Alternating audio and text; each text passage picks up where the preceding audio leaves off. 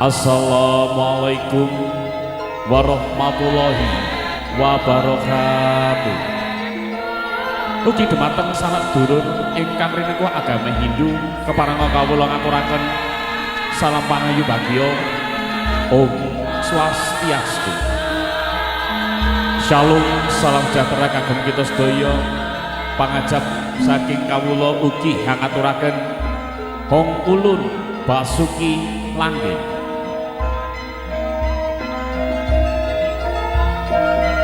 Nuwun kula nuwun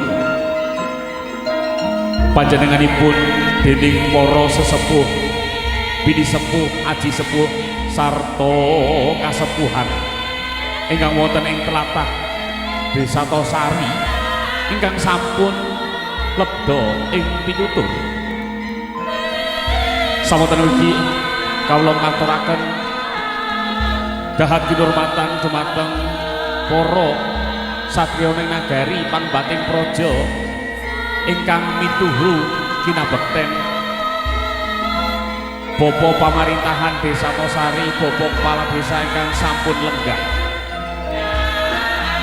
sarta ugi dening sedaya para alim ulama, Bapa Ustazah ingkang sampun paringi dilan pangestu dening gelaring adicara kalenggahan punika.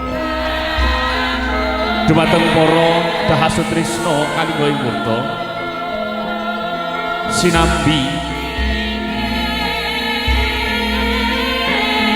hangrantu rawuhipun dening keluarga agung